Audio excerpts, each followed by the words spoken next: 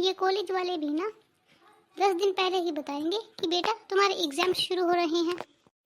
10 दिन के अंदर पेपरों की तैयारी कैसे होगी?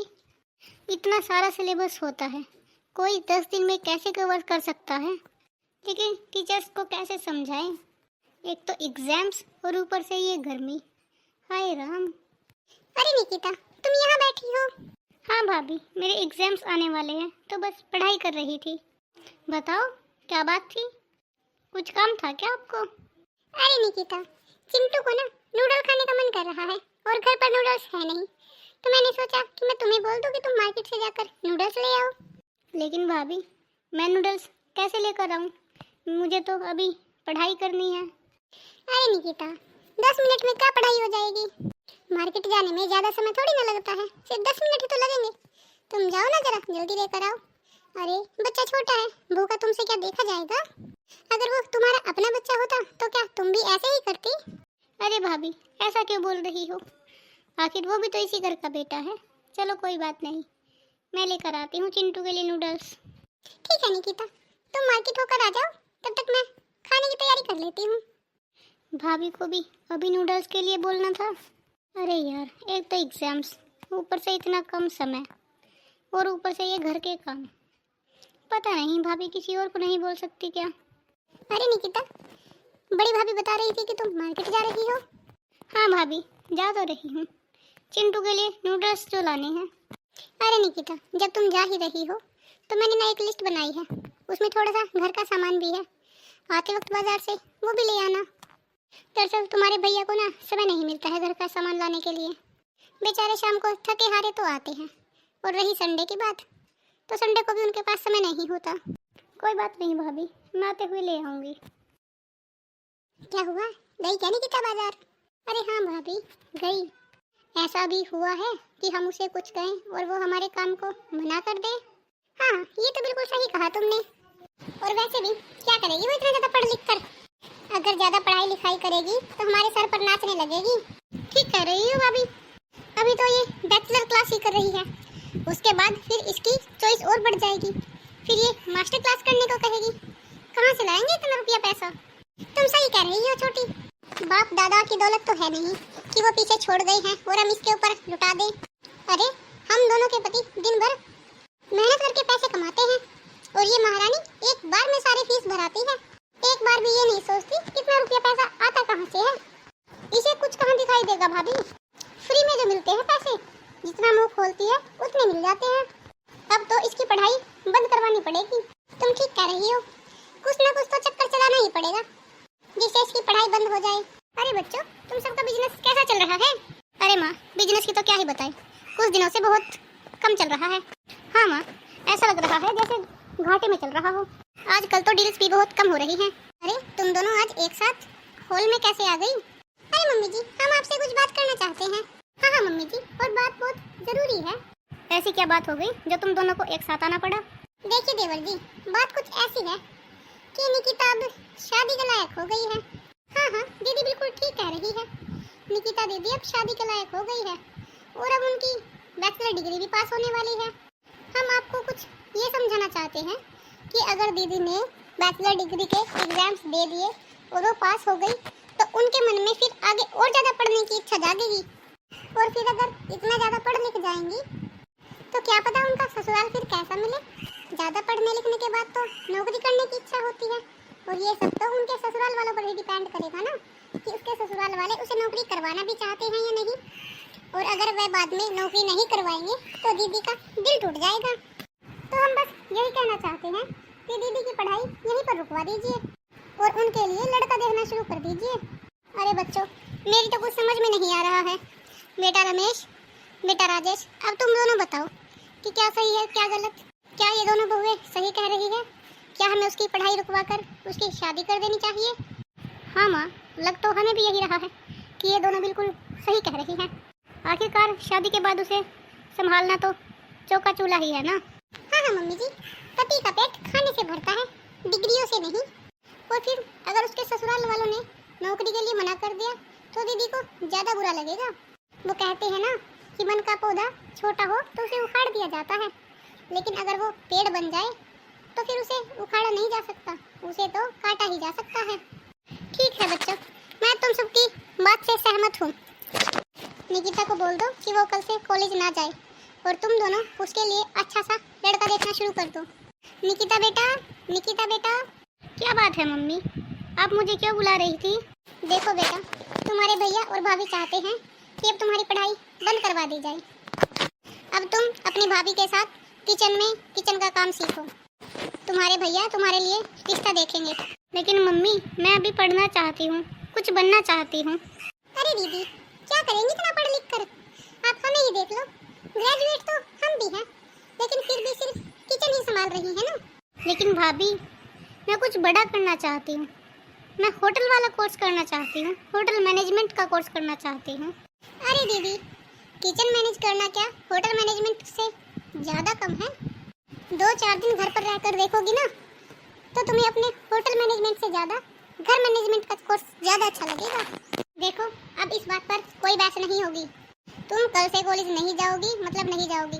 अपनी भाभी के साथ मिलकर घर का काम सीखोगी। ये सब आप ठीक नहीं कर रहे मम्मी। मैं पढ़ना चाहती हूँ, कुछ करना चाहती हूँ। अरे निकिता, जो तुझे कुछ करना है अपने ससुराल जाकर कर लेना, वहाँ कोई तुम्हें रोकेगा थोड़ी ना। देखो, अगर ससुराल अच्छा मिल गया ना, तो तुम्हारे सपने वहीं पर पूरे हो जाएंगे सारे।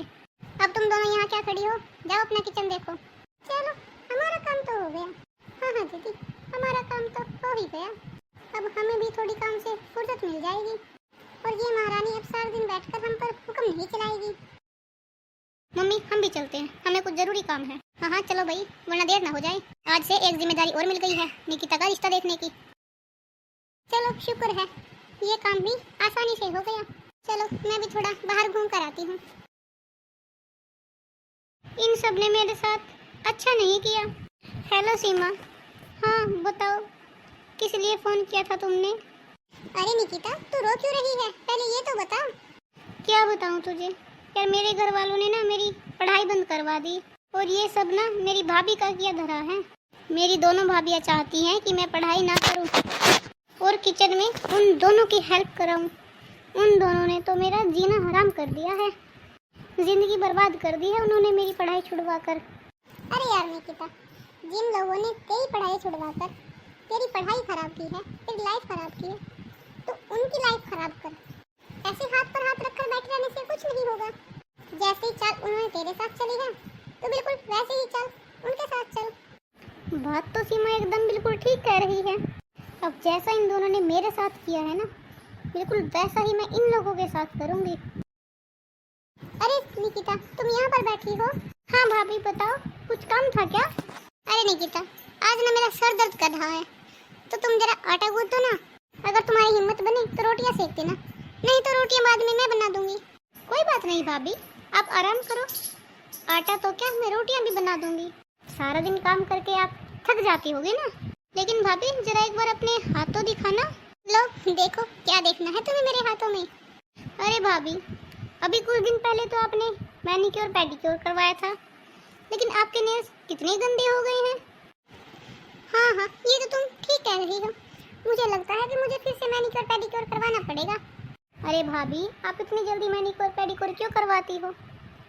बड़ी भाभी को देखा है आपने, उनके नेल्स बिल्कुल साफ रहते हैं।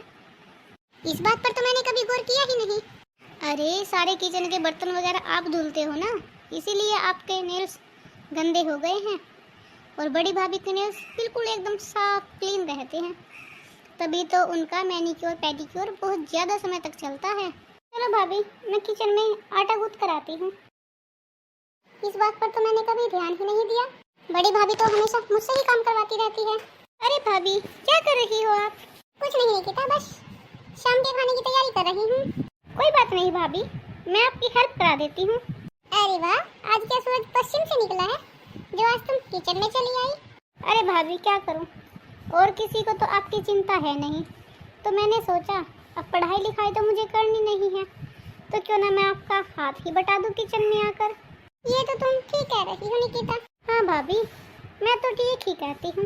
एक आप हो जो सारा दिन किचन में लगी रहती हूँ, और एक छोटी भाभी है जो हर समय ऊपर ऊपर का काम करके बस महारानी बन जाती है और घर वालों को ये जता देती है कि वो तो सारा काम करती है, आप तो बस किचन का काम करती हो। ये सब तुमसे किसने कहा? अरे भाभी, कहा थोड़ी ना है, वो तो अपने माँ की बात कर रही थी फ़ोन पर, तो मैंने पीछे से सुन लिया।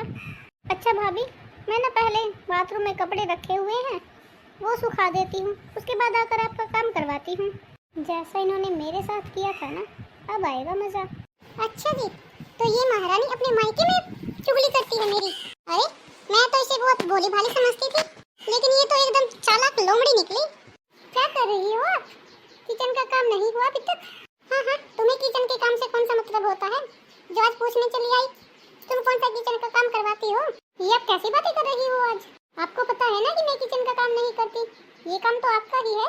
हाँ हाँ, तुम सबने मिलकर मुझे तो एक कुक बना दिया है, बस तुम सबके लिए अच्छा अच्छा खाना बनाओ और तुम्हें खिलाओ। मैं तो सारा दिन किचन में पसीना पसीना हो जाती हूँ, और तुम क्या करती हो? सारा दिन इधर उधर मटकती रहती हो।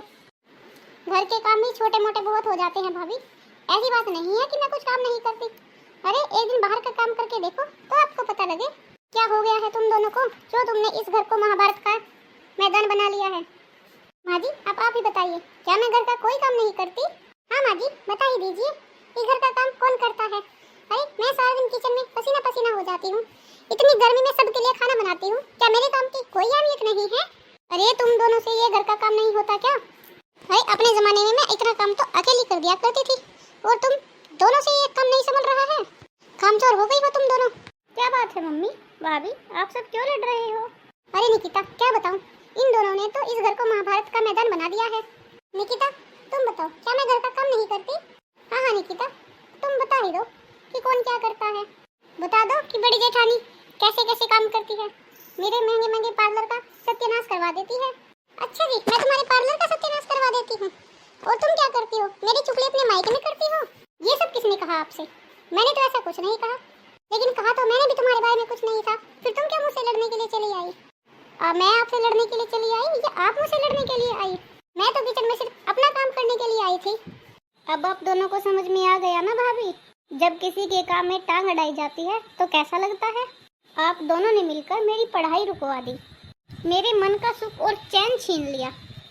अब आप दोनों की बारी आई तो आप दोनों को मिर्ची लग रही है।